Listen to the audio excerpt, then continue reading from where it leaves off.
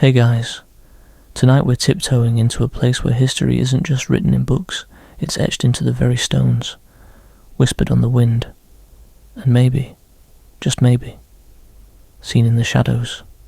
We're going to the Forbidden City, the heart of imperial China for nearly 500 years. Imagine walking through its massive crimson gates, the air thick with the dust of centuries, the silence so profound you can almost hear the ghosts of emperors, empresses, eunuchs, and concubines who once called this magnificent and terrifying place home. It's a palace so vast, so filled with secrets, that if you were a lowly servant caught wandering in the wrong wing after dark, you probably wouldn't survive to tell the tale, and you'd definitely need more than just a little sunscreen and a hat here. You'd need to worry about the people inside, not the sun outside. So, before you get comfortable, take a moment to like the video and subscribe, but only if you genuinely enjoy what I do here. And as you settle in, let me know where you're listening from and what time it is for you. Now, dim the lights, maybe turn on a fan for that soft background hum, and let's ease into tonight's journey together. You stand at the Meridian Gate, the Wu Men, the grand southern entrance to the Forbidden City. Its name alone suggests a purpose far beyond a simple entryway. It was where the Emperor passed judgment, where victories were celebrated, and where rebels met their final end. The air is heavy, not just with the humidity of Beijing, but with the weight of 5 centuries of power, pain, and paranoia. The twin towers of the gate loom above you, their sharp angles and sweeping roofs like the wings of some ancient, benevolent bird, or perhaps a predatory one. Depending on your perspective, you take a step forward, and your footfalls echo on the vast, pristine stone courtyard. It's here that thousands of officials once knelt, waiting for the Emperor to appear in a flash of silk and imperial yellow. The scale is designed to intimidate, to make you feel infinitesimally small in the presence of the Son of Heaven, and it works. You feel a familiar tightness in your chest, a primal sense of awe mixed with a touch of dread. This is not a place for equals. As you pass through the gate, you enter a different world. The sounds of modern Beijing, the distant rumble of traffic, the chatter of tourists seem to fade away. The walls, painted a deep, rust red, feel like they're closing in, not to trap you, but to enclose you in a bubble of time.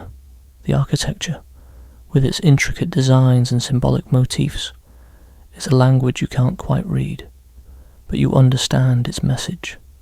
The dragons, phoenixes, and lions carved into the eaves and balustrades are not just decorations, they are guardians, symbols of imperial authority and a warning to all who enter. You can almost see the ghosts of those who were punished here, their forms shimmering in the hazy afternoon light, forever kneeling in the dust.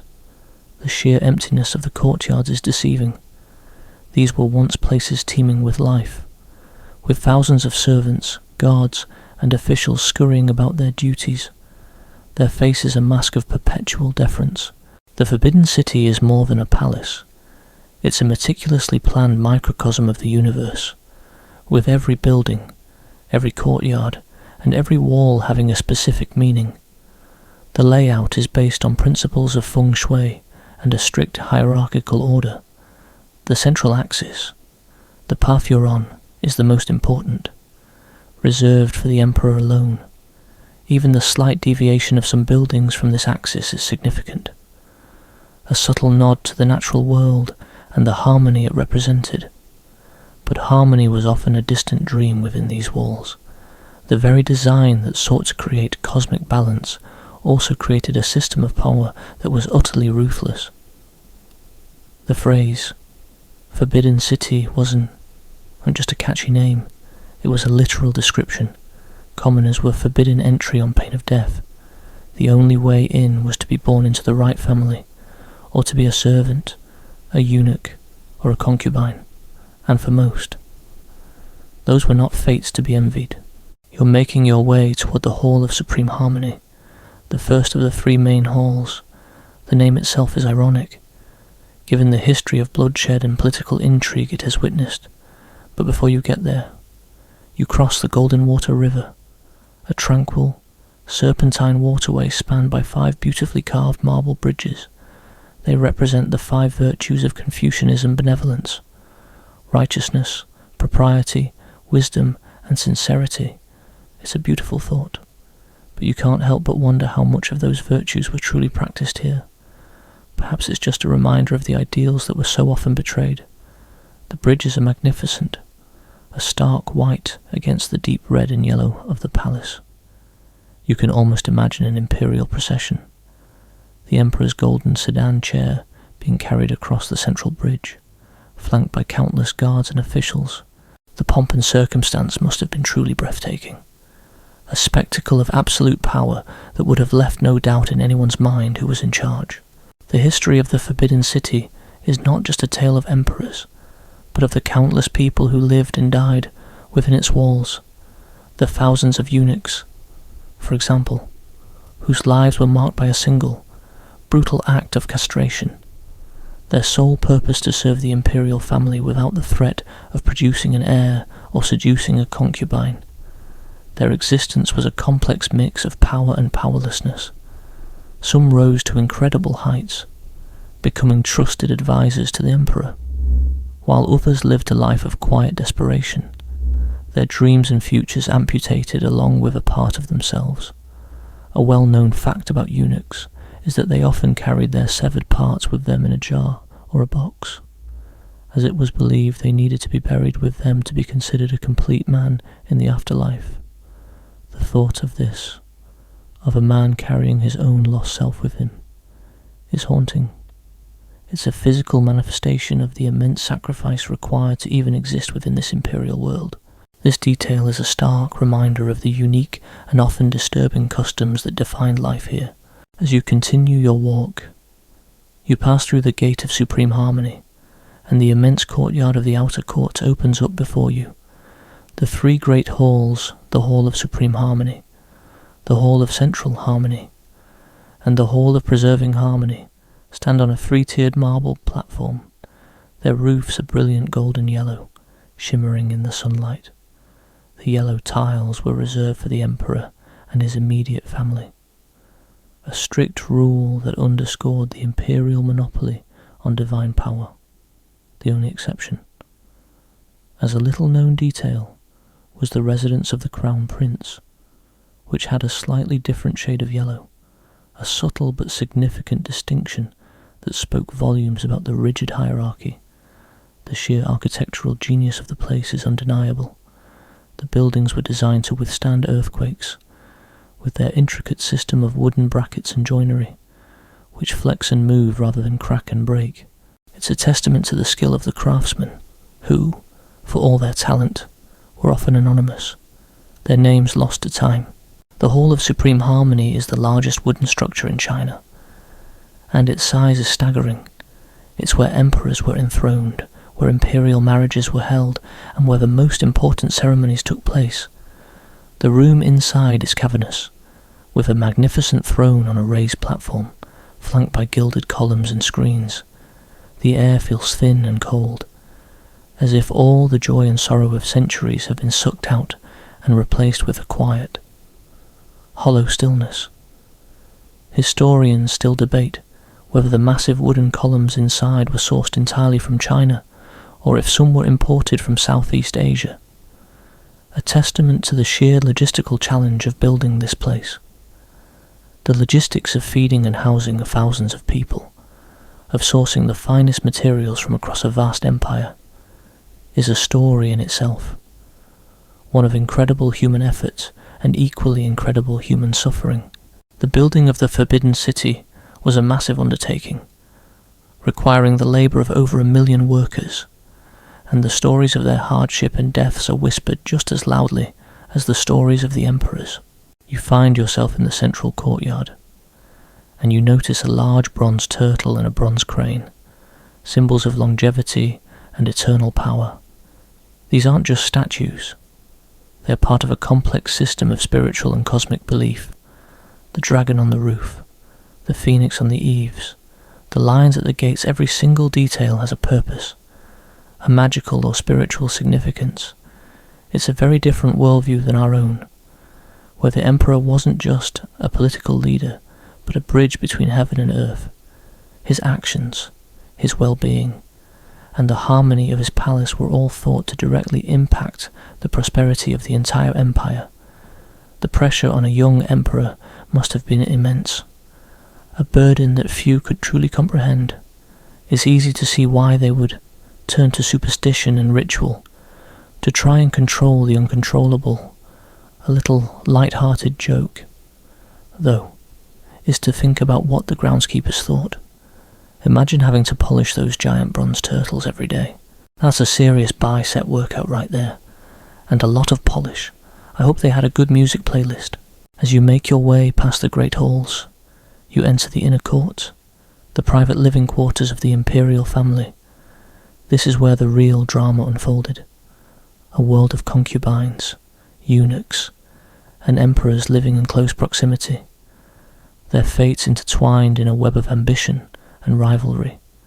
The architecture here is more intimate, less grand. The courtyards are smaller, the buildings more residential. The air feels different, more personal. You can almost hear the rustle of silk robes, the quiet conversations, the footsteps of a servant carrying a tray of tea. The Forbidden City was a beautiful prison for many of its inhabitants, for the women, especially. It was a life of confinement. Once they entered, they almost never left. Their world was this walled-in city, their every move watched, their every word a potential misstep. For a young woman from a wealthy family, becoming a concubine was a path to immense privilege and power for her family. But for her, it was often a life of desperate loneliness, waiting for the emperor to notice her, to grant her a moment of favour. The concubines were not just romantic partners, they were political pawns. Their families would use them to curry favour with the emperor, to gain influence at court. The competition was fierce, and the stakes were incredibly high. A concubine who bore the emperor a son could elevate her family's status immeasurably. A concubine who failed to do so, or worse, who fell out of favour, could be cast aside, forgotten, or even punished. The stories of poisoned tea, of false accusations, and of mysterious illnesses are all part of the law of the inner court. It was a world of whispers and intrigue, where a single glance could mean a secret meeting, and a dropped fan could mean a secret message. You can't help but feel a sense of pity for these women, caught in a system that valued them not for who they were, but for what they could produce. It's a sad thought, but also a fascinating one. A glimpse into a world that is so alien to our own, yet so human in its ambition and fear. It's easy to look at the Forbidden City as just a bunch of old buildings, but it's more than that. It's a monument to the human condition, to our desires for power, our fear of death, and our capacity for both great beauty and great cruelty. The story of the Forbidden City is not just a history lesson, it's a ghost story, a love story, a political thriller, and a tragedy, all rolled into one. And as you stand here, in the quiet of this ancient place, you can almost feel the presence of all those who came before. You can almost hear their stories.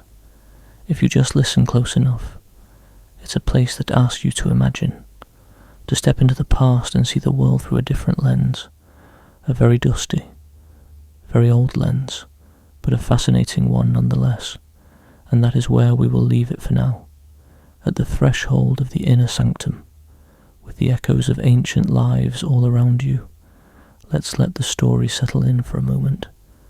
Let them sink into the deep, quiet corners of your mind. You're now stepping deeper into the Forbidden City, moving past the formal, ceremonial halls and into the world of the inner court. The air here feels different, less grand, more intimate, and thick with the weight of personal histories.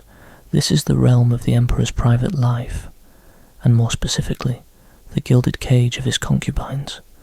Their lives were a delicate dance of ambition, boredom, and fear, played out in the beautifully decorated but suffocating confines of their separate palaces.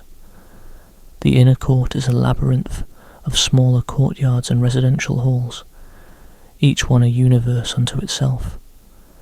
You can almost feel the presence of the women who once lived here, their ghost-like forms flitting through the shadowed hallways, forever locked in a silent struggle for the emperor's favour.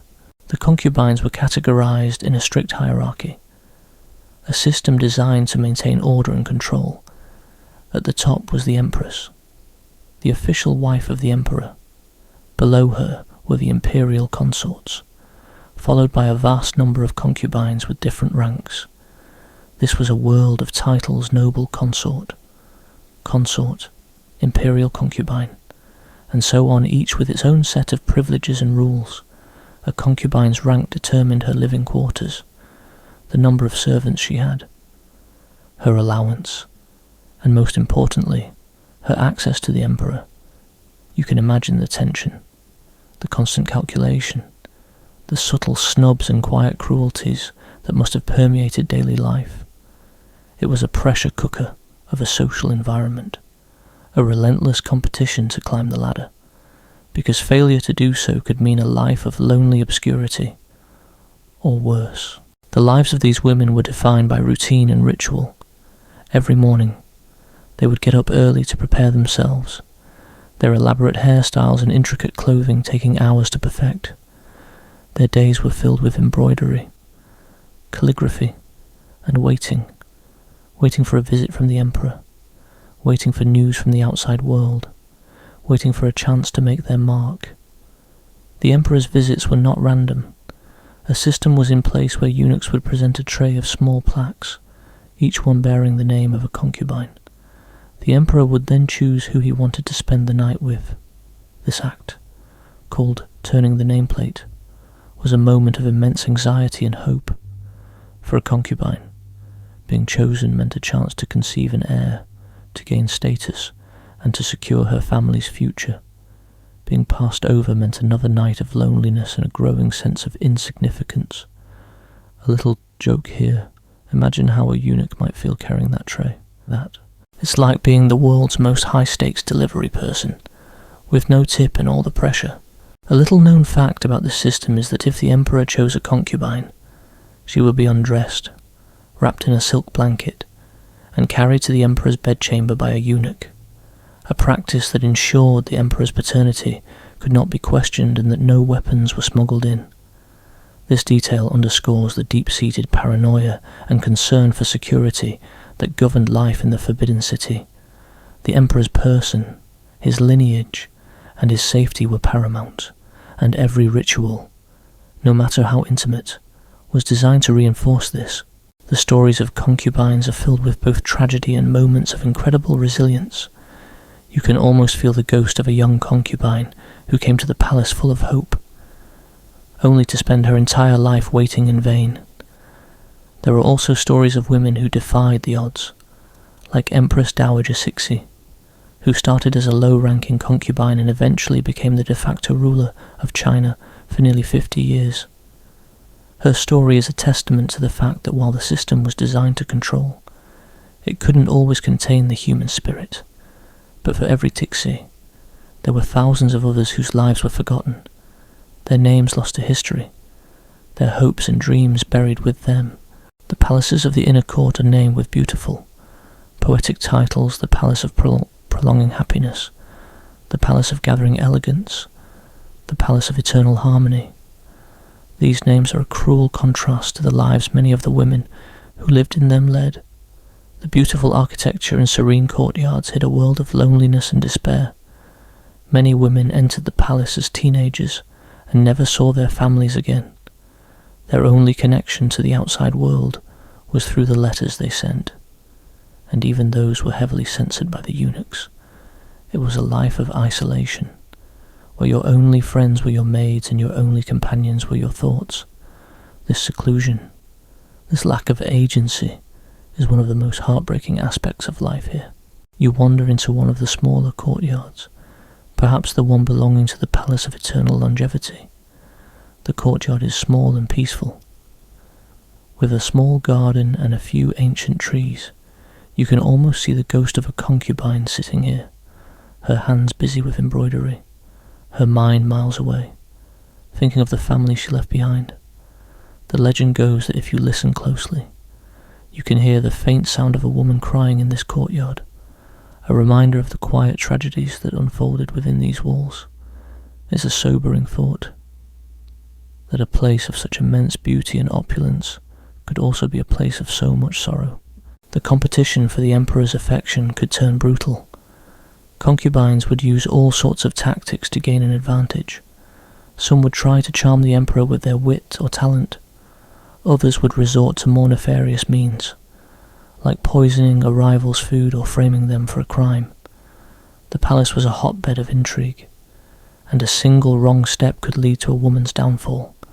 The eunuchs, who were the only men allowed to interact with the concubines, often played a key role in these power struggles. They would carry messages, spread rumours, and act as spies for different factions. They were the eyes and ears of the palace, and their loyalty was a valuable commodity. A general historical fact is that the vast majority of concubines never saw the emperor more than a handful of times, and many died without ever bearing him a child. Their lives a footnote in the sprawling history of the Forbidden City. Their existence was defined by a single purpose, to produce an heir, and when they failed, they were cast aside. Their lives deemed a failure. The system was designed to produce an emperor, not to ensure the happiness of the women who served him. The Forbidden City was a place where beauty and danger were intertwined. The beautiful silk robes, the priceless jade jewellery, the exquisite porcelain, all of these things were symbols of status. But they were also a part of the suffocating world of the concubines. Their lives were a performance, a constant show of elegance and refinement. But beneath the surface, there was a world of fear, of loneliness and of desperate ambition. It's a world that is hard for us to comprehend, but it's one that is worth exploring. To understand the human cost of a system built on absolute power, as you stand in the courtyard of one of the concubines' palaces, you can't help but feel a pang of sadness. This was a place where dreams were born and died, where women lived and loved and lost, all in the shadow of a single man.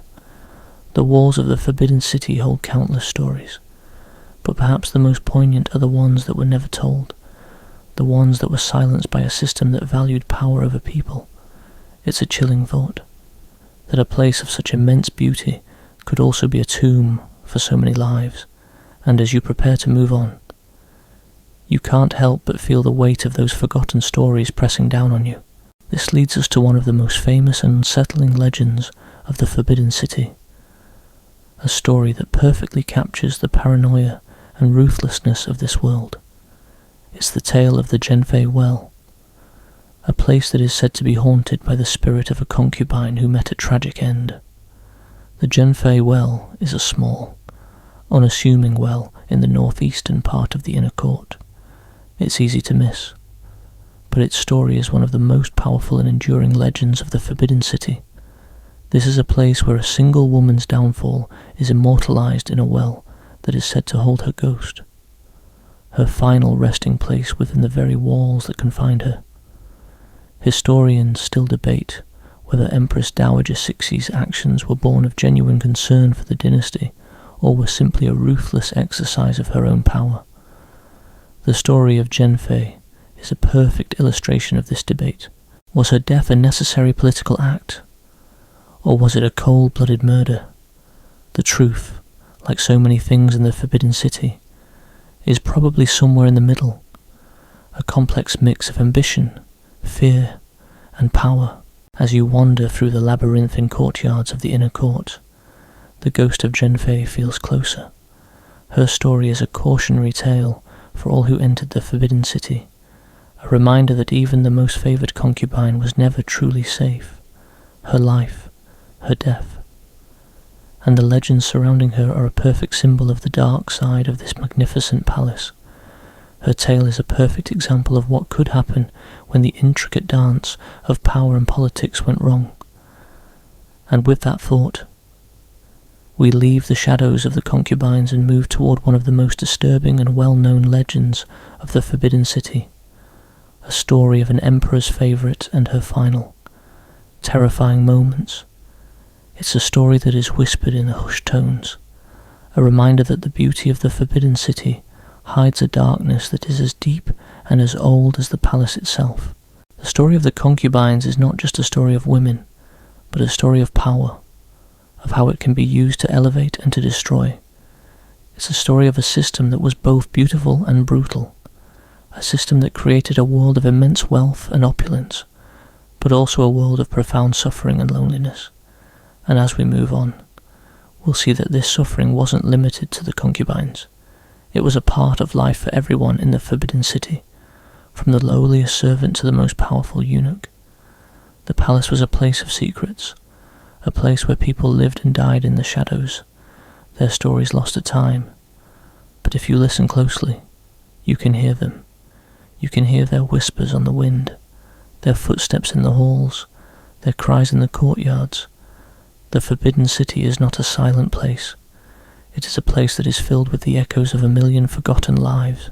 The air in the Forbidden City has grown heavy, thick with the weight of its most infamous legends. You've left the grandeur of the outer court and the delicate, suffocating world of the concubines, and now you find yourself in a quiet, unassuming corner of the inner court. It's a place that most visitors walk past without a second glance, a place whose unassuming appearance belies the chilling story it holds. You're standing near a small, brick-lined well, and it's here that one of the palace's most disturbing legends begins, the story of the Zhenfei well. Zhenfei, or the Consort Zhen, was one of the favourite concubines of the Guangxu Emperor, who reigned during the final tumultuous years of the Qing dynasty.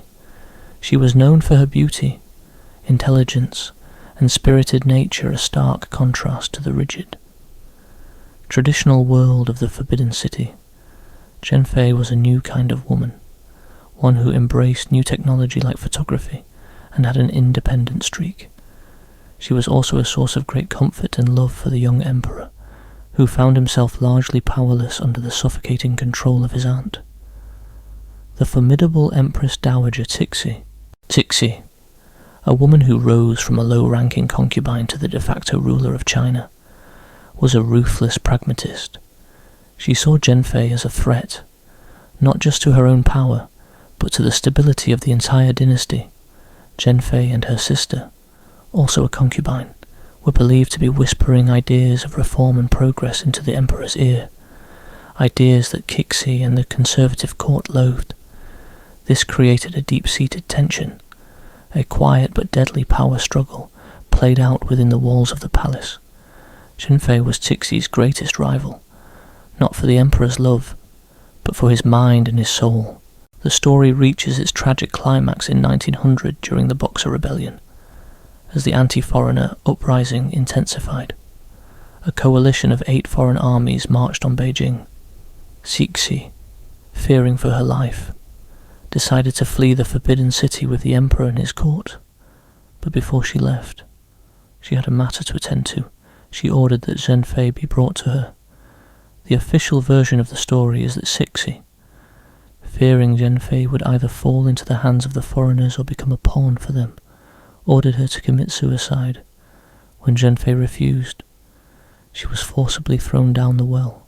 You stand by the well now, a low, unassuming structure, and you can almost hear the frantic protests of the young concubine. Her pleas, her tears, her defiance, they all echo in the quiet air around you. The legend says that a eunuch, at Cixi's command, forced Zhenfei into the well, and her body was only recovered a year later when the court returned. The well is now covered with a grate, but you can peer down into the darkness. The water is gone, but the story remains, a potent reminder of the cruelty and paranoia that could grip the palace. A little darkly humorous joke here is to imagine the eunuch's dilemma. Well, there goes my good employee review for the year. A general historical fact about this event is that Empress Dowager Cixi's official account was that Zhenfei had drowned herself to avoid being captured by the foreign troops. The truth, as whispered by palace insiders and later confirmed by those who were there, was far more sinister. The fact that the story was immediately covered up speaks volumes about Cixi's fear of the narrative getting out, and it solidifies Zhen Fei's place as a martyr, a victim of a system that could not tolerate dissent, even from a woman who was loved by the emperor. The legend of Zhen Fei is not just a tale of a tragic death, it's a window into the political turmoil of the time. The Qing dynasty was in its final death throes, and the Forbidden City, a symbol of its power and stability, was crumbling from within. The story of Zhen Fei and Cixi is a microcosm of this larger conflict, the struggle between tradition and modernity. Between a dying old world and a frightening new one, Zhen Fei represented the future, a future that Cixi, in her fear and desperation, chose to extinguish. As you move away from the Zhen Fei well, you can't help but feel a sense of unease. The well itself is just a hole in the ground, but the weight of the story makes it feel like a monument. It's a reminder that within the Forbidden City, a place of immense beauty, there was also a profound capacity for cruelty. The beauty of the gardens and the intricate architecture served as a beautiful but deadly backdrop for these personal tragedies. The palace was not just a home for the powerful, it was a tomb for the powerless. The story of Zhen Fei is a well-known legend, but a lesser-known fact is that her death became a rallying cry for anti-Cixi factions in the court and among intellectuals. It was a story that humanized the emperor's suffering and cast Cixi as a cold-blooded tyrant. This detail highlights the power of a single story, a single life, to shape history and public opinion. Zhen Fei's death was not just a personal tragedy, it was a political tool, a symbol of the old regime's corruption and brutality. Historians still debate whether Guangxu Emperor was a truly progressive leader, or simply a pawn for reformers like Kang Yue and Liang Qichao. The truth is probably somewhere in the middle, but what is clear is that he was a man caught between two powerful women, the love of his life, Zhen Fei, and the woman who controlled his life, Cixi. The tragedy of Zhen Fei's death is that it left the emperor completely alone, robbed of the one person who gave him hope and comfort. It's a testament to the fact that in the Forbidden City, personal relationships were always secondary to politics and power. As you continue your journey, you find yourself walking through the Hall of Supreme Harmony again, this time with a new perspective. The grand scale and the awe-inspiring architecture no longer seem so majestic. Instead, they feel like the backdrop to a play of human greed, fear, and desperation. The dragons and phoenixes on the roof, which once seemed like powerful guardians, now feel like silent witnesses to centuries of quiet horrors. The golden water river, with its 5 marble bridges, now feels less like a symbol of Confucian virtues and more like a river of tears, a watery barrier between the official world of the court and the brutal reality of the lives lived inside. The Forbidden City is not just a collection of buildings, it is a complex tapestry of human emotions and experiences. It is a place where love and hate, ambition and despair, life and death were all intertwined. The story of Zhen Fei is just one thread in this tapestry, but it is a thread that is stained with blood and tears. Her story reminds us that beneath the surface of power and ceremony, there was a world of very human suffering. It is a world that is hard to imagine, but it is one that is worth remembering, to understand the true cost of history. And with that, let's step away from the shadows of the Zhen Fei well and toward the grand stage where the emperors held court, a place of cosmic significance and earthly power. The silence of the Forbidden City is not an empty silence. It is a silence that is full of stories, of whispers, of ghosts. It is a silence that is filled with the echoes of a million lives, some of them powerful, some of them forgotten, but all of them leaving a trace.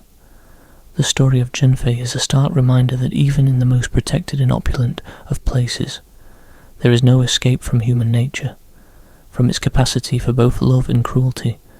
And as you prepare to move into the Hall of Supreme Harmony, the grand stage of imperial power. You can't help but feel that the ghosts of Zhenfei and countless others are following you. Their stories are a permanent part of this place. Now, let's move on to the very heart of the palace, the place where the Emperor's power was most visibly displayed. The Hall of Supreme Harmony is more than just a throne room. It's a cosmic diagram, a stage for ceremonies that were meant to connect heaven and earth.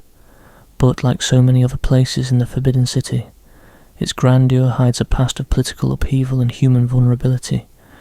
The story of the boy emperor, Pu Yi, the last emperor of China, and his desperate flight from this very hall, is a powerful example of this. The Hall of Supreme Harmony, the most important building in the entire complex, is a testament to the ultimate irony of the Forbidden City, a place built to last forever, for a dynasty that would ultimately fall. You've made your way past the quiet tragedy of the Zhenfei Well, and now stand on the magnificent, three-tiered marble terrace leading up to the Hall of Supreme Harmony. This is the physical and symbolic heart of the Forbidden City, the place where the Emperor's power was most visibly displayed, and where he connected with the cosmos. The sheer scale is breathtaking. You're surrounded by the grandeur of a world that believed its ruler was the Son of Heaven. And every single detail of this building was designed to reinforce that belief. The building itself is a masterpiece of traditional Chinese architecture. Its golden roof, tiles gleaming against the deep red walls. The name Hall of Supreme Harmony is no accident. It was a promise, a prayer, a declaration that the Emperor, seated within, brought order to the universe. As you ascend the steps, you'll see a series of mythical creatures, dragons, phoenixes, lions, and others carved into the balustrades. These aren't just decorations, they are guardians of the celestial order, each one with a specific role. The largest and most impressive is a massive, carved marble ramp in the centre of the steps, known as the Cloud Dragon Staircase. This ramp, with its intricate carvings of dragons swirling through clouds, was reserved for the Emperor's sedan chair. No one else, not even the highest-ranking officials, was allowed to walk on it. The very act of a 1,000-pound chair being carried up this ramp, with the Emperor seated inside, was a spectacle of ultimate power. It must have been a truly awe-inspiring sight, a demonstration of human might and divine right all in one.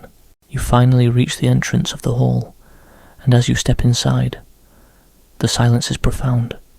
The interior is vast and cavernous, with towering pillars made of Nammu wood from the forests of southwestern China. The air is cool and still, a stark contrast to the heat and humidity outside. In the centre of the hall, on a raised platform, sits the throne. It's not just a chair, it's an object of divine authority, a work of art in itself, made of lacquered wood and inlaid with gold. It is a throne fit for a god. Above it hangs a magnificent dome, from which a dragon, holding a pearl in its mouth, gazes down. This is the Xuanyuan mirror, and legend has it that it would fall on any usurper who dared to sit on the throne, a final, lethal safeguard of the Emperor's power. This hall was the stage for the most important events in the Empire's history: enthronements, imperial weddings, and New Year's celebrations. Imagine the scene on a New Year's Day, thousands of officials, dressed in their finest robes, kneeling in the courtyard outside, while the Emperor, dressed in brilliant yellow dragon robes, sat on the throne, the light of 1,000 lanterns glinting off the gold. It was a spectacle designed to impress, to intimidate, to leave no doubt in anyone's mind about the absolute authority of the Emperor. And it worked. The Hall of Supreme Harmony was a place where human politics and cosmic order met, where the Emperor's every move was a ritual and his every word was law. A well-known historical fact is that the Hall of Supreme Harmony was almost always empty. It was a ceremonial hall, not a place where the Emperor worked or lived. Its power lay in its potential, in the knowledge that it could be brought to life at any moment for a grand ceremony.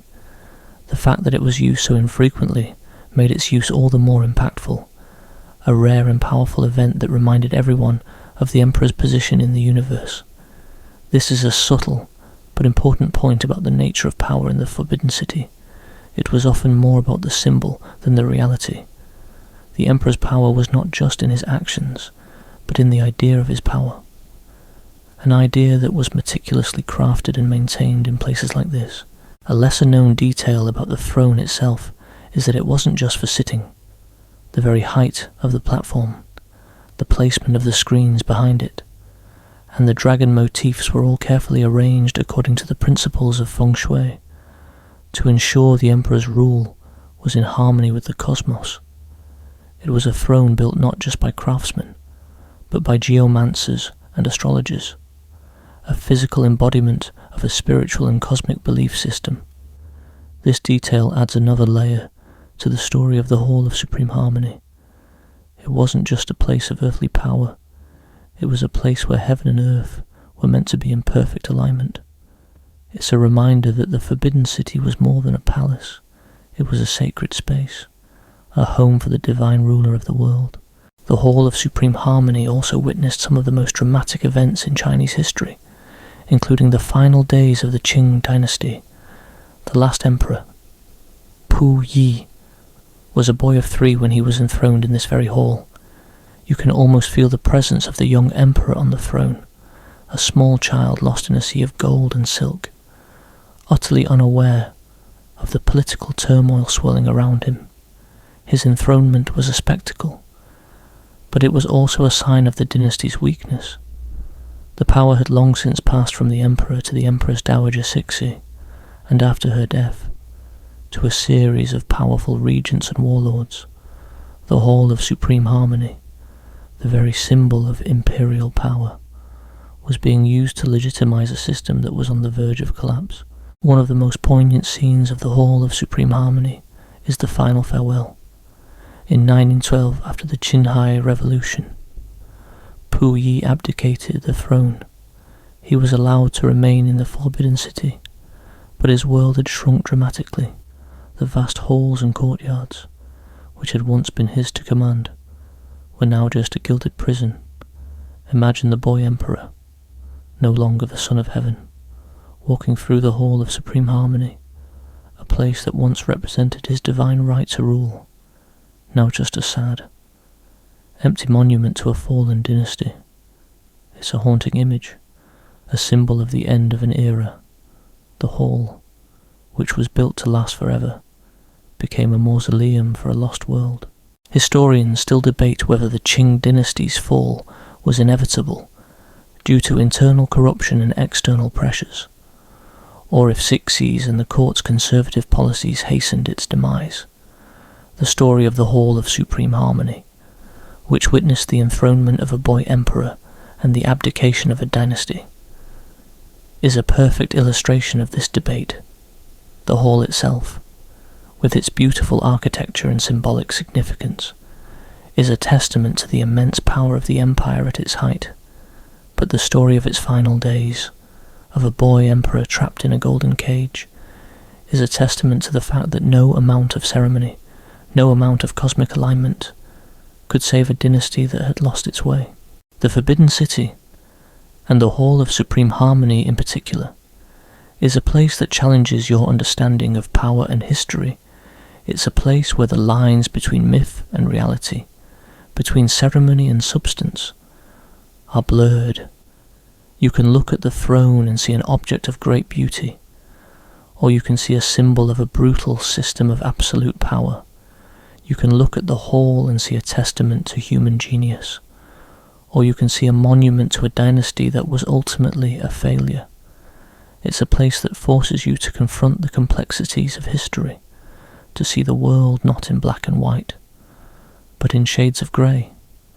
A little bit of a modern anachronism joke, it's also probably the worst place in the world for an emperor with a fear of heights.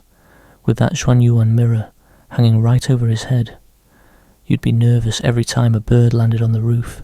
As you leave the Hall of Supreme Harmony, you can feel the ghosts of the past all around you, the echoes of the ceremonies, the whispers of the courtiers, The quiet sobs of the boy emperor, they all linger in the air. The hall is a place of immense power, but it is also a place of immense sadness.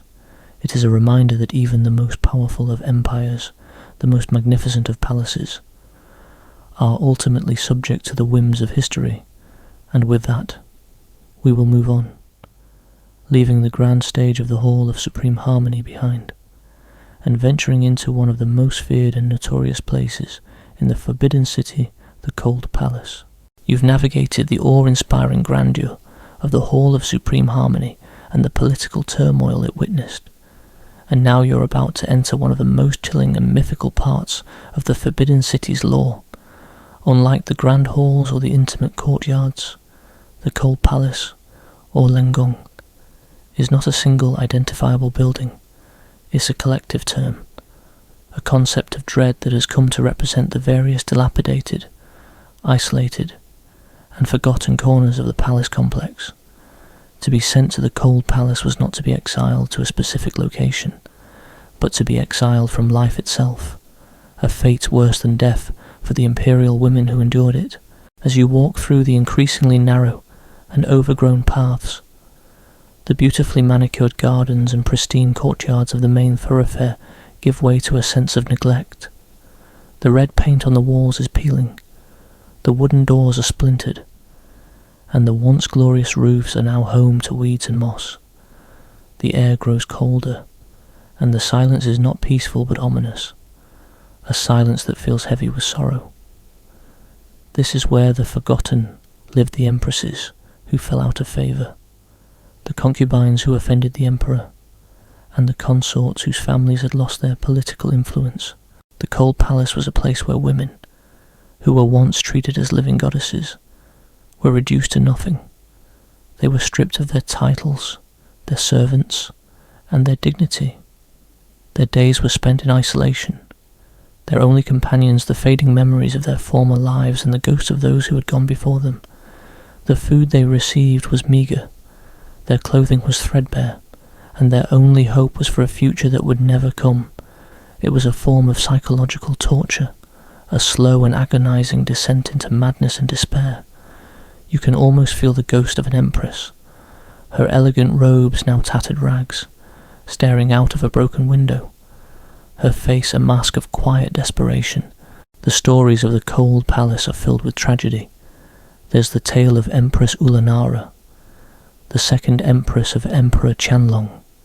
She was a favoured consort for a time, but for reasons that are still debated by historians. She was sent to the Cold Palace after a mysterious incident during a southern tour. Her titles were stripped. Her servants were taken away, and she died in obscurity. The emperor refused to grant her a proper funeral, and her name was erased from official records. Her story is a perfect example of the Cold Palace's purpose to make a person so insignificant that they may as well have never existed. She was a non-person. Her life and death a footnote in the history of a powerful emperor. Another chilling tale is that of Zhenfei, the concubine from our previous chapter. Though she was thrown into a well, she was first confined to a small, isolated room that was essentially a cold palace. Her confinement was a precursor to her death, a way to break her spirit and isolate her from the emperor. Her story highlights the fact that the Cold Palace was not just a punishment. It was a tool of political control, a way to remove inconvenient people from the chessboard of imperial power. It was a place where people were not just forgotten, they were actively erased. The physical decay of the Cold Palace is a powerful metaphor for the lives of the women who lived there. The peeling paint, the crumbling bricks, the overgrown gardens, they are all a reflection of the decay of the human spirit. The once beautiful palaces, which were built to house the most powerful women in the empire, became monuments to their own failure and downfall. It's a place where you can feel the echoes of their loneliness and their regret, their quiet sobs and their silent screams. A little joke, a very dark one, is that the only people who would want to be sent to the Cold Palace are modern-day introverts who need a break from the palace's incessant social calendar. But even for them, The lack of Wi-Fi would probably be a deal breaker. A little known fact is that the Cold Palace wasn't a permanent exile for all. Some women, if their families regained political power, or if a new emperor came to the throne, were sometimes released from their confinement. This small detail adds a sliver of hope to an otherwise bleak narrative, a reminder that the wheels of fate could turn, even in the most desperate of circumstances. However, for the vast majority, the journey to the Cold Palace was a one-way trip, a final destination from which there was no return. This is why the very phrase Cold Palace was a hushed and fearful thing to say. It was a threat, a warning, a constant reminder of the fragility of one's position. No matter how high up they were, the concept of the Cold Palace is also a testament to the immense power of the Empress Dowager Cixi. She was the one who, more than any other person in the history of the Forbidden City, used the Cold Palace as a tool of political repression. She sent countless people there, from concubines who displeased her to officials who dared to challenge her authority. The Cold Palace became a symbol of her ruthless reign, a place where anyone who crossed her could be sent to disappear, never to be heard from again. Historians still debate whether Empress Ulanara's banishment was due to an act of insubordination, or if she simply lost her mind from the stress of palace life. The mystery surrounding her fall from grace is a perfect example of how the secretive nature of the Forbidden City could obscure the truth and turn a simple event into a lasting legend. The lack of clear information, the silence of the court, and the official erasure of her name all contribute to the chilling legacy of the Cold Palace. As you make your way out of this forgotten part of the palace, the air begins to feel lighter, the sun feels warmer, and the sounds of life begin to return. But the image of the Cold Palace, a place of crumbling walls and broken dreams, stays with you. It's a powerful reminder that even in a place of immense beauty and power, there was a dark underbelly, a world of sorrow and despair. The Forbidden City was a world of extremes, a world where the highest highs and the lowest lows could exist side by side, and the Cold Palace was a stark reminder of that fact. The Cold Palace is a place that challenges the very idea of what a palace is. It's a place of wealth and opulence, but it's also a place of unimaginable suffering. It's a place of beauty, but it's also a place of decay. It's a place of power, but it's also a place of powerlessness. The stories of the women who lived and died there are a testament to the human capacity for resilience, but also to the human capacity for cruelty. And as you walk away, you can't help but feel a sense of profound sadness for all those who were sent there, to a place that was, in every sense of the word, a living tomb. The Cold Palace is not just a place in the Forbidden City, it is the very soul of its darkest side. And with that, we will leave the shadows of the Cold Palace behind, and venture into a world of a different kind of danger, the world of the imperial guards and the ghosts they were meant to keep out. The Forbidden City was a place that was heavily guarded, but as we'll see, the greatest threats were not always from the outside, but from within, and from beyond the grave. The palace guards, whose lives were dedicated to protecting the emperor, had to contend with both earthly enemies and supernatural forces.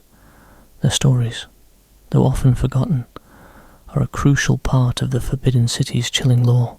You've just emerged from the oppressive, silent decay of the Cold Palace, and the air around you feels almost a little lighter, as if a great weight has been lifted. But don't get too comfortable. You're now entering a different kind of world, one that is less about psychological torment and more about physical danger and the supernatural. This is the realm of the Imperial Guards, a group of elite soldiers and watchmen whose lives were dedicated to protecting the Emperor and the Forbidden City from any and all threats. Their story isn't just about swords and spears, it's about the ever-present paranoia of a paranoid court and the chilling belief that not all enemies are made of flesh and blood. The Forbidden City was, in essence, A heavily fortified castle, its 10-metre-high walls, wide moats, and watchtowers were designed to make it impenetrable. The imperial guards were the final line of defence, a constant presence that was meant to be both a reassurance and a warning. They were everywhere, from the grand gates to the quiet, hidden alleyways. Their uniforms, their strict discipline, and their unblinking vigilance were a testament to the fact that the Emperor's life was always in danger, both from the outside and from within. The guards' duties were relentless and unforgiving. They stood watch in shifts, day and night, their eyes scanning for any sign of trouble. They patrolled the halls and courtyards, their footsteps a constant. Rhythmic sound that was as much a part of the palace's soundtrack as the wind rustling through the trees. They were the ones who checked every person who entered the palace, who inspected every delivery, and who stood guard over every major ceremony. Their lives were a mix of mind-numbing routine and moments of extreme tension. A little joke here, though probably not one they'd appreciate, is to imagine the guards' annual holiday party. It would probably be the quietest party ever, with everyone standing in their assigned corners, staring straight ahead. The guards were a crucial part of the palace's ecosystem, but their loyalty was always in question. The Emperor and his court were acutely aware that a disloyal guard could be the end of them. As a result, the guards were organised in a complex system of checks and balances, with different units reporting to different officials, and no single guard being given too much power. This system of divided loyalties and constant surveillance was designed to prevent any single group from staging a coup. It was a world of deep mistrust, where everyone was a potential threat, and everyone was being watched. The threats the guards faced weren't always human. The Forbidden City, with its centuries of history, its quiet tragedies and its violent deaths, was believed to be a place of powerful spiritual energy. The guards were not just expected to fight rebels or thieves, they were also expected to ward off ghosts and evil spirits. The palace's folklore is filled with stories of ghostly figures, phantom armies, and disembodied voices, and the guards were the ones who had to deal with them.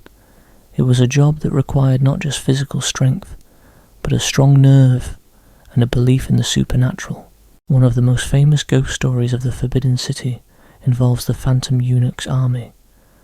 The legend goes that in the dead of night, in the empty courtyards, the ghosts of eunuchs who were executed or died tragically in the palace would appear, marching in formation, their feet making no sound.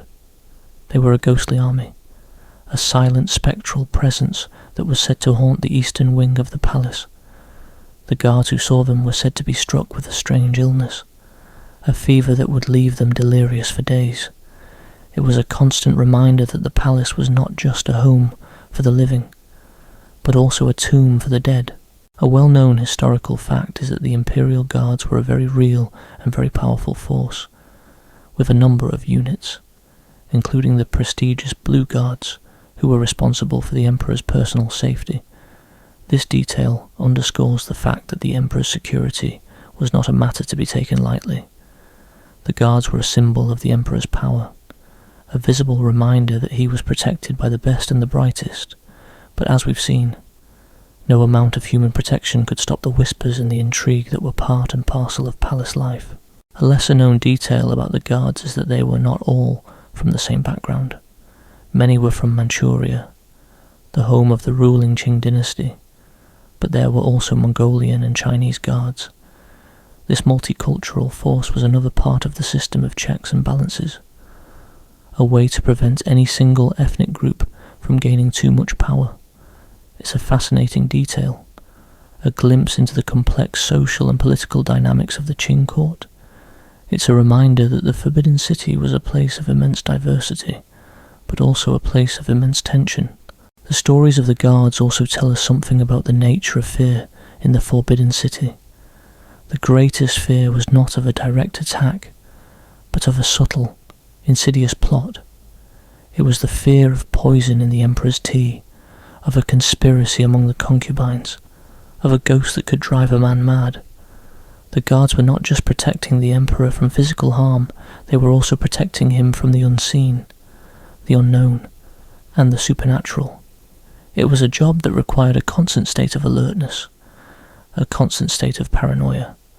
You can almost feel the tension in the air, the constant, low-level hum of anxiety that must have permeated every moment of their lives. Historians still debate whether the ghost sightings were a result of genuine supernatural phenomena, or if they were a form of psychological breakdown brought on by the immense pressure and isolation of palace life. The truth, as with so many things in the Forbidden City, is probably a combination of both. The palace, with its quiet hallways, its dark corners, and its tragic history, was the perfect setting for a person to lose their mind, and the stories of the ghosts, whether real or imagined, were a way for the guards to express their fears, their anxieties, and their sense of isolation. The stories of the guards are a crucial part of the Forbidden City's lore. They remind us that the palace was not just a home for emperors and empresses, but also a home for the men and women who served them. Their lives, though often forgotten, were a part of the complex tapestry of life in the Forbidden City. They were the ones who stood guard, who patrolled the halls, and who faced the dangers, both real and imagined.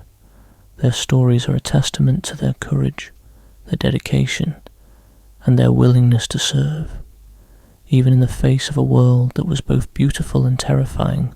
As you walk past one of the many guard towers, you can almost see the ghost of a lonely guard, his face a mask of silent vigilance, his eyes scanning the horizon for a threat that would never come. His story is a part of the palace's history, a part of its soul. The Forbidden City is not a silent place. It is a place that is filled with the echoes of 1,000,000 lives, some of them grand and powerful, some of them quiet and forgotten, and the stories of the guards, with their tales of loyalty, betrayal, and ghosts, are a crucial part of that chorus. With that, we will leave the world of the guards and their ghostly encounters and venture into an even more secretive and esoteric part of the Forbidden City. We will explore the world of the eunuchs and the court sorcerers, who practiced forbidden arts to ensure the emperor's health and the dynasty's destiny. This is a world of magic, superstition, and power, a world that existed in the shadows, far from the gaze of the public. It's a world that is just as fascinating and just as disturbing as the stories we've heard so far. You've moved past the quiet vigilance of the imperial guards and their ghostly patrols, and now you're entering a world that is even more secretive and misunderstood, the world of the palace's inner sanctums, where power was not just political, but spiritual and magical. This is the realm of the eunuchs and the court sorcerers, a hidden world where ancient rituals, forbidden arts, and deep superstition were a part of daily life. The Forbidden City was a place where the emperor's health and the dynasty's destiny were not left to chance. They were carefully managed by a group of men who lived in the shadows and who held immense, and often terrifying, power. The eunuchs, as we touched on earlier, were castrated men who served the imperial family. They were, in many ways, the lifeblood of the Forbidden City. They ran the palace's administration, served as messengers, and were the only men, besides the emperor, allowed to interact with the concubines.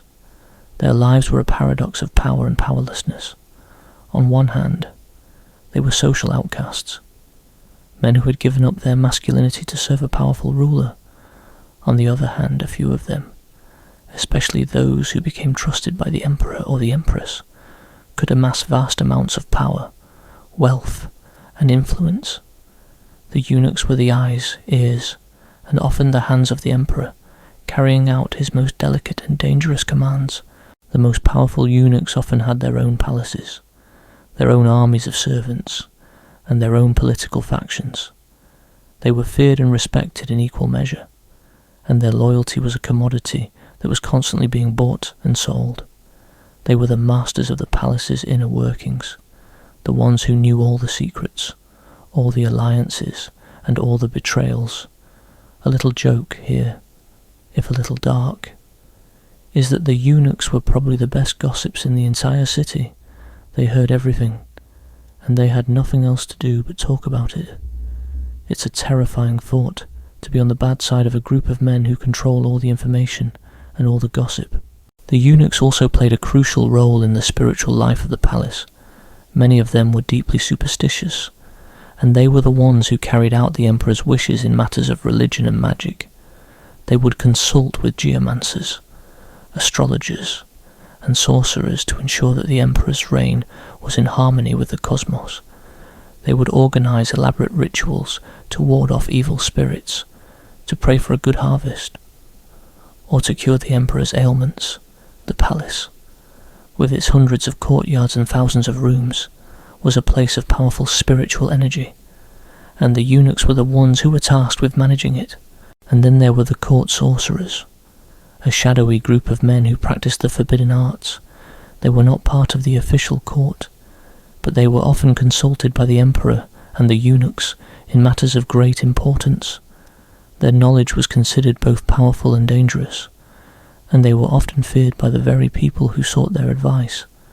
They would read omens, interpret dreams, and perform rituals that were meant to influence the future. They were the ones who were brought in when the emperor was sick and the doctors had given up hope. They would use ancient potions, mysterious incantations, and a belief in the supernatural to try and save the emperor's life. A well-known historical fact is that the eunuchs were often scapegoats for the dynasty's problems. Whenever there was a famine, a military defeat, or a political scandal, the eunuchs were often the first to be blamed and punished. This was a convenient way for the court to deflect criticism from the emperor and his officials. The eunuchs were a marginalized group, and their lack of a family and a lineage made them easy targets. This detail underscores the fact that for all their power, the eunuchs were ultimately powerless in the face of a political system that was always looking for a scapegoat. A lesser-known fact about the eunuchs is that they had their own set of gods and beliefs. They had their own temple within the Forbidden City, where they would pray to a god of castration, a god who was believed to have suffered a similar fate and who could therefore understand their pain and their loneliness. This detail is a poignant reminder that for all their power and their influence, the eunuchs were still men who had lost a part of themselves. Their faith was a way for them to find meaning and comfort in a life that was often brutal and unforgiving. The court sorcerers were a source of both hope and fear. They were feared because their power was believed to be unnatural, but they were also a source of hope because they were seen as the only ones who could save the emperor from an illness or a political plot. Their practice was a mix of Chinese traditional medicine, Taoist rituals, and a belief in the power of the supernatural. They would use everything from ancient herbs to strange incantations to try and heal the emperor's body and soul. Historians still debate whether the court sorcerers were genuine practitioners of ancient arts or simply charlatans who exploited the emperor's fears and superstitions.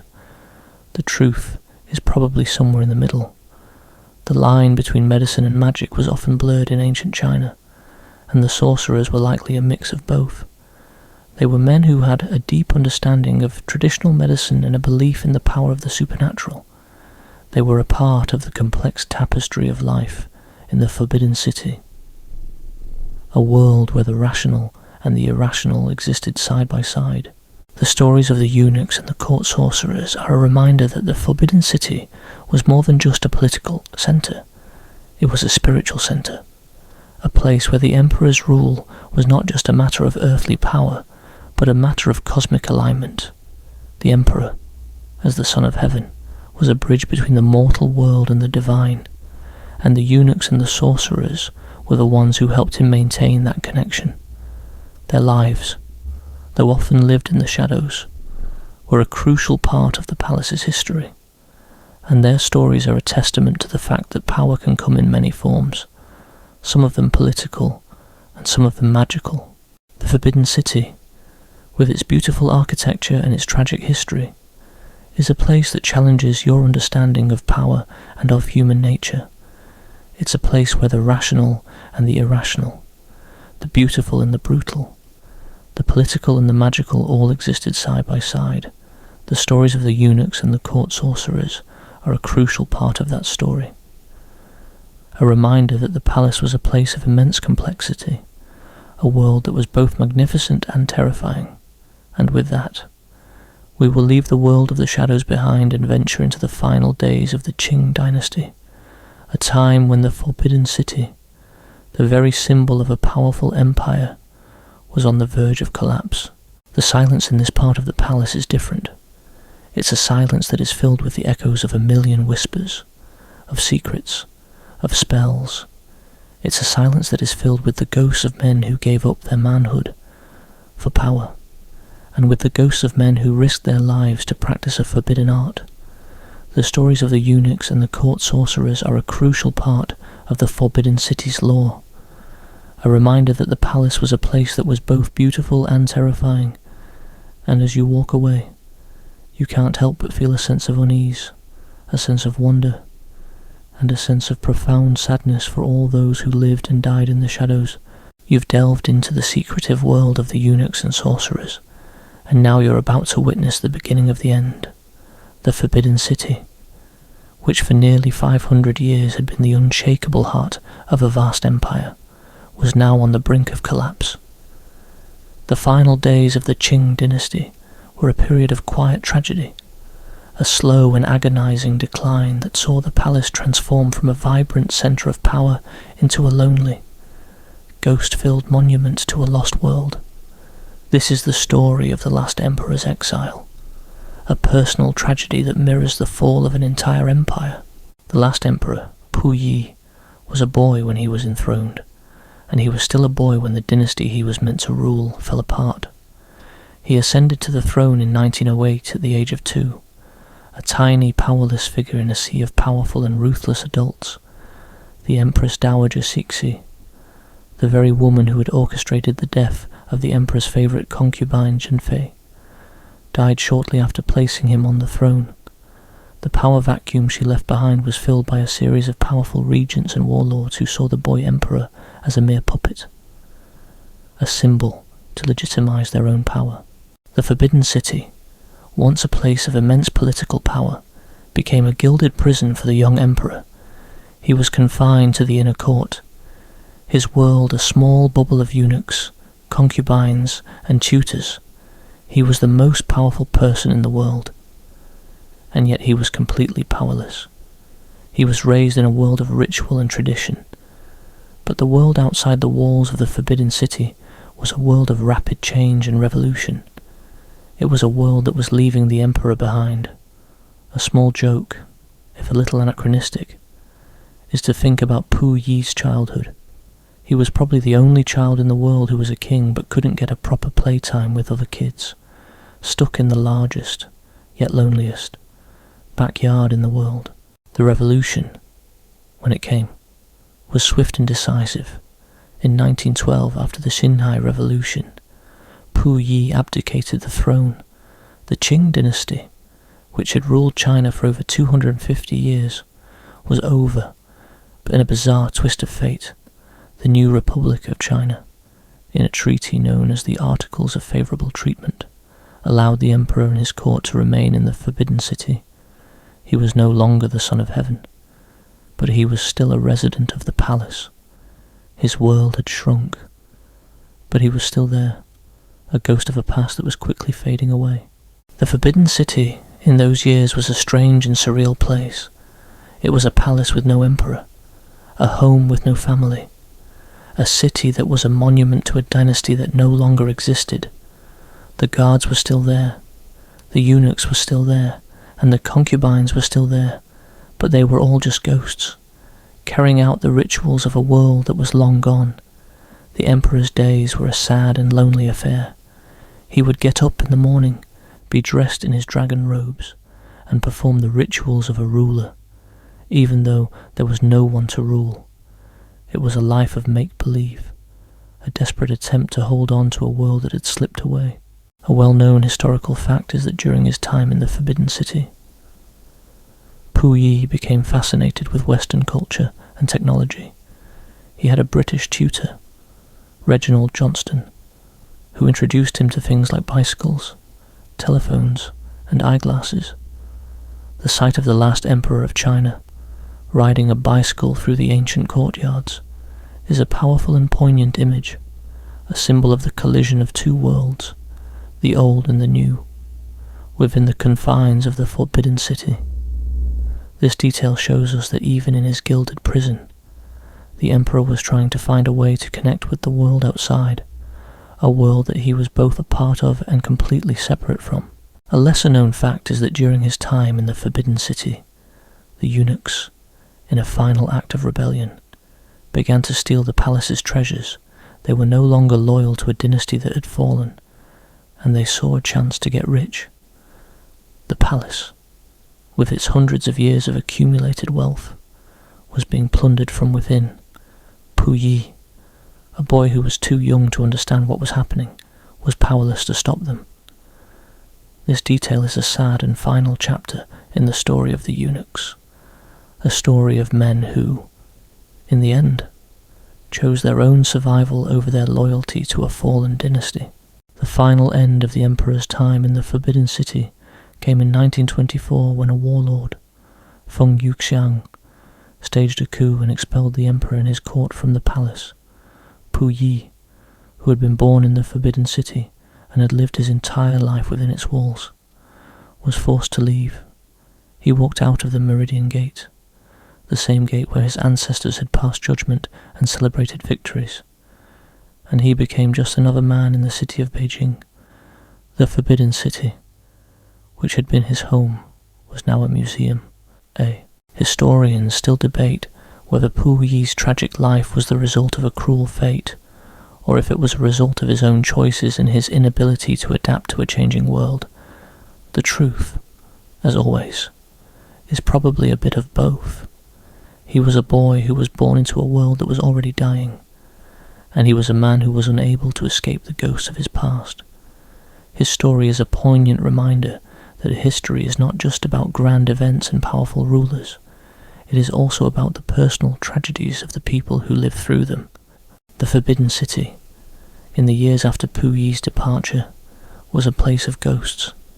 It was a place that was filled with the echoes of a lost world, a world of emperors and empresses, of eunuchs and concubines, of power and tragedy. The palace, which had been built to last forever, was now a museum, a place for tourists to gawk at a world that no longer existed. The wind that blows through the courtyards carries with it the whispers of a million stories, the stories of a dynasty that was once the most powerful in the world, but which, in the end, was a victim of its own history. The final farewell of the last emperor is a powerful and haunting image. It is the image of a boy who was once a god, walking out of the gates of a place that was once his home, and becoming just another man. The Forbidden City, which had been his entire world, was now a museum. His story is a testament to the fact that nothing lasts forever, not even a dynasty that was once believed to be eternal. And as you walk through the now empty halls and courtyards, you can't help but feel the ghost of that little boy, riding his bicycle through the shadows, forever trapped in a world that he was never truly a part of. With that, we will leave the tragic story of the last emperor behind and turn our attention to the woman who, more than any other person, shaped the final years of the Qing dynasty. We will explore the ruthless world of Empress Dowager Cixi, a woman whose ghost is said to still haunt the very garden she loved so dearly. Her story is a perfect example of a person who, through a combination of intelligence, ambition, and ruthlessness, was able to climb from a low-ranking concubine to the de facto ruler of a vast empire. You've just witnessed the quiet tragedy of the last emperor's exile, a personal story that signalled the end of an era. Now, we turn our attention to the woman who, more than any other person, dominated the late Qing dynasty and whose ghost is said to still haunt the Forbidden City. This is the story of Empress Dowager Cixi, a woman who climbed from the rank of a low-level concubine to become the de facto ruler of China for nearly half a century. Her story is one of ruthless ambition, political cunning, and an iron will that reshaped the course of Chinese history. Cixi entered the Forbidden City as a young concubine to the Xianfeng Emperor. She was a woman of intelligence, charisma, and a fierce determination to rise above her station. She was a master of palace politics, a world where a single wrong move could lead to her downfall. Her greatest triumph came when she gave birth to the emperor's only son, an event that instantly elevated her status and secured her a place in the line of succession. With the emperor's death in 1861, her son, a young boy, became the Yongle Emperor, and Cixi became the Empress Dowager, sharing power with the emperor's primary wife, Empress Dowager Cixi. Cixi's reign was a time of immense turmoil for China. The country was under constant threat from foreign powers, and the internal political landscape was a hotbed of rebellion and dissent. But Cixi, a woman who had spent her entire life in the shadows of the Forbidden City, proved to be an incredibly adept and ruthless ruler. She was a master of political maneuvering, outmaneuvering her rivals and consolidating her power. She was a woman who was not afraid to use any means necessary to achieve her goals, including, as the story of Zhen Fei suggests, murder. The stories of Cixi's cruelty are a staple of the Forbidden City lore.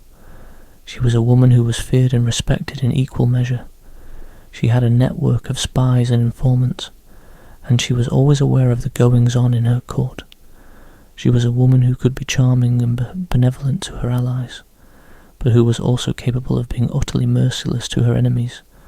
The stories of her sending her rivals to the cold palace, of her having them executed, and of her using poison to get rid of them are all part of her chilling legacy. A little anachronistic humour here. Cixi was basically the ultimate chess player, except her pawns were actual people, and the game had real-life consequences. It was a high-stakes Game of Thrones, but with way more silk and jade. Cixi's ghost is said to haunt the Forbidden City, specifically the garden she loved so dearly.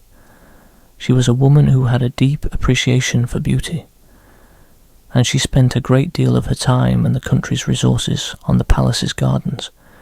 She loved the intricate rockeries, the tranquil ponds, and the beautiful pavilions. The legend says that her ghost can still be seen wandering through the gardens at night, a lonely, spectral figure, forever trapped in the palace she once ruled. The story of her ghost is a powerful reminder that Cixi, for all her power, was also a woman who was deeply lonely, a woman who was trapped in a world of her own making. A well-known historical fact is that Cixi was a strong advocate for modernizing China. Despite her reputation as a staunch conservative, she was a pragmatic ruler who understood that China needed to adapt to the changing world.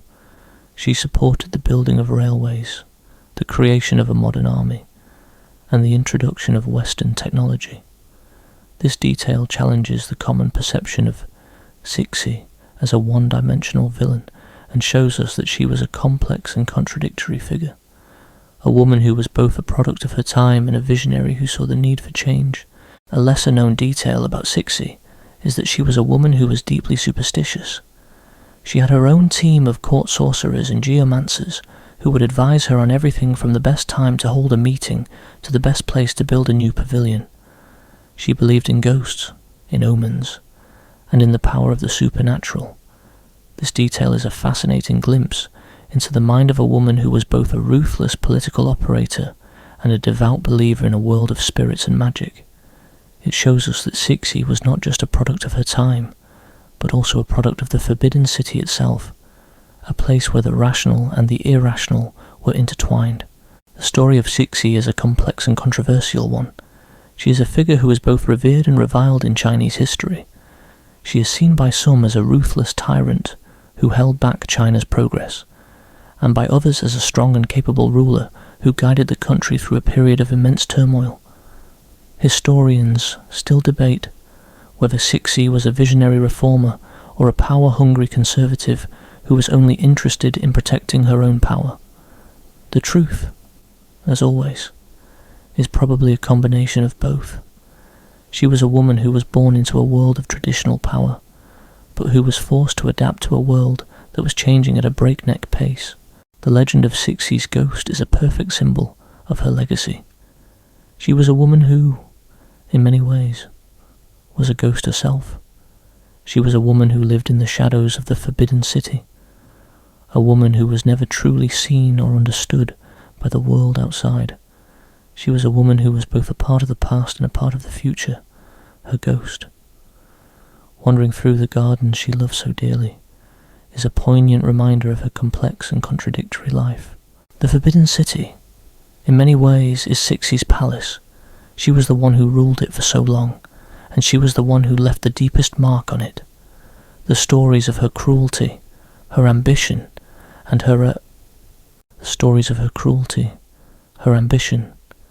her love for the palace's gardens are a crucial part of the Forbidden City's lore. Her ghost, forever trapped in the place she once ruled, is a testament to the fact that power, even when it is absolute, can never truly be owned. The Forbidden City, with its beautiful gardens and its tragic stories, is a palace that is haunted by its past. And Cixi is the most powerful ghost of all. Her presence, even in death, is a reminder of the immense power, the deep loneliness, and the enduring legacy of a woman who, more than any other, ruled the Forbidden City. And with that, we have come to the end of our journey. We have explored the grand halls and the intimate courtyards, the tragic stories of the concubines and the ruthless ambitions of the Empress. We have seen the ghosts of the imperial guards and the shadows of the eunuchs. We have come to the end of our story. But the Forbidden City itself is not over. Its story is still being written, every day, by the wind that blows through its courtyards, and by the sun that shines on its golden roofs. The palace, which was once a place of immense power and tragedy, is now a place of immense beauty and history. It is a place that reminds us that nothing lasts forever, not even a dynasty that was once believed to be eternal. The Forbidden City is a monument to the human capacity for both great beauty and great cruelty. It is a place that is haunted by its past, but it is also a place that is filled with the promise of its future. The long night of stories is drawing to a close, and you find yourself standing in the now quiet courtyards of the Forbidden City. The sun, which once glinted off the imperial yellow roofs with a fierce, possessive light, has long set.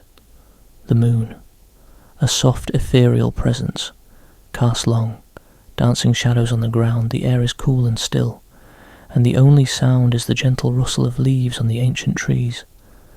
The palace, which we have just explored through its most disturbing legends, now feels more like a sleeping giant, its secrets held tightly within its ancient walls. This is The Palace Awakens, a moment of quiet reflection as we take in the ghosts of the past and the peaceful reality of the present. The Forbidden City, in the silence of the night, feels different. The grandeur and the weight of history are still there, but they are no longer overwhelming. They are a part of the air, a part of the stones, a part of the very soul of the place. You can almost feel the presence of all the lives we've discussed. The Emperor, a lonely boy on a massive throne, the concubines, their silk robes rustling in the wind as they wait for a visit that will never come, the imperial guards, standing watch in the dark, their eyes scanning for a ghostly army, the eunuchs, their secrets whispered on the wind, and the Empress Dowager Cixi, her spectral form wandering through the gardens she loved so dearly. The palace, in its quiet beauty, reminds us that history is not just about grand events and powerful rulers. It is also about the everyday lives of the people who lived in its shadows.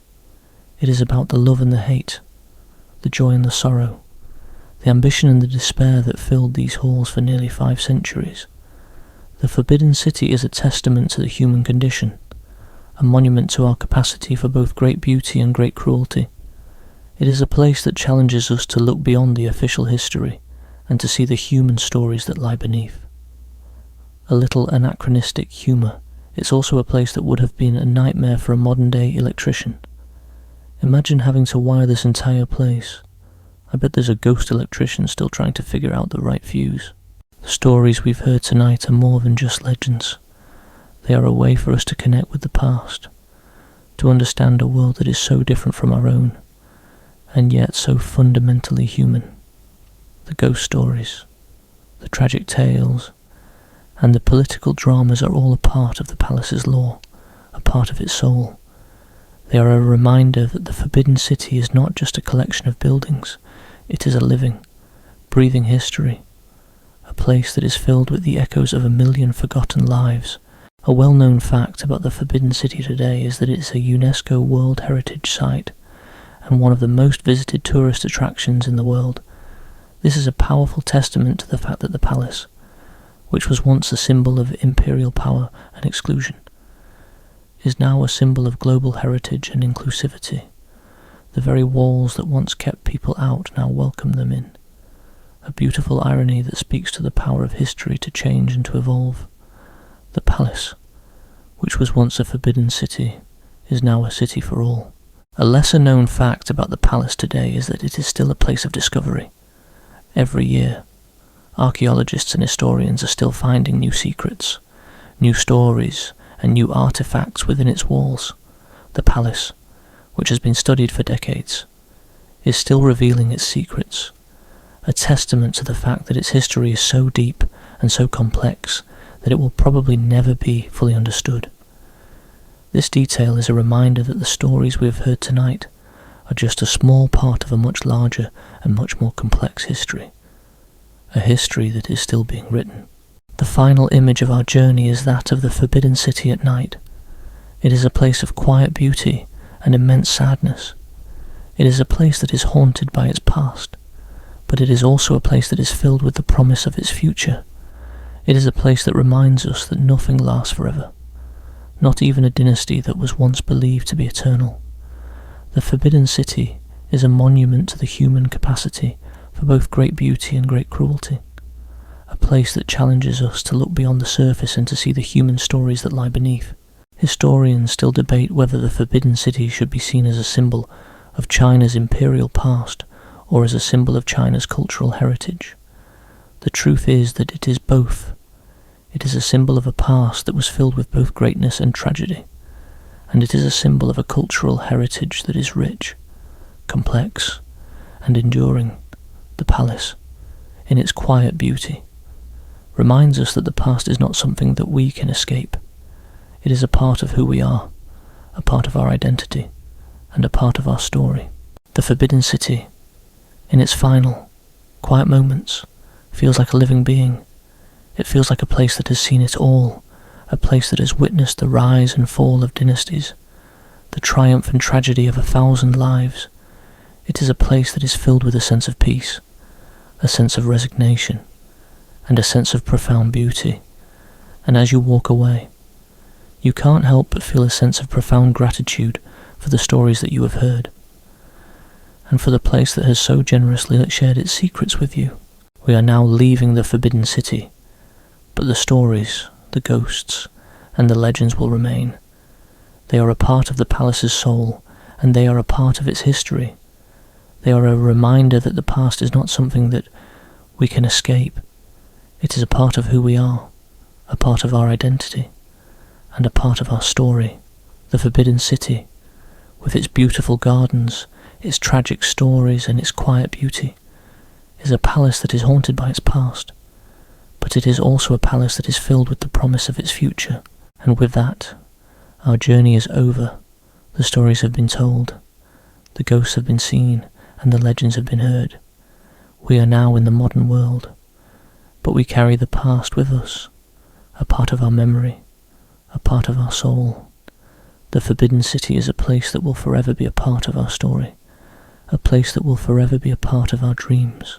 Hey guys, now we're going to cool it down. The night has fallen, and the stories of the Forbidden City have settled. You find yourself walking out of the courtyard, but you no longer feel a heavy weight on your chest. Instead, there's a sense of peace, as if the ghosts have returned to their place and found a quiet rest. The night breeze gently caresses your skin, dissolving the last images of cold palaces and sorrowful faces. You recall the stories, but they're no longer scary, they are just pieces of a rich history, told with respect. Let the sounds of the outside world slowly return, blending with the wind and the rustling leaves. Imagine yourself walking down a familiar road, leaving the grand palace walls behind. Everything is back to normal. The spooky stories are just a distant dream. You feel warm, safe, and incredibly light. Now, take a deep breath. Let all the tension melt away. Let the final images of the Forbidden City fade into the past. The secrets and legends are just stories to tell. Now, there is only quiet stillness and a gentle darkness. Your eyes are getting heavy. You are going home, and everything is good. Let yourself sink into a deep sleep. A sleep without nightmares, without ghosts or scary stories. Just a good night's sleep.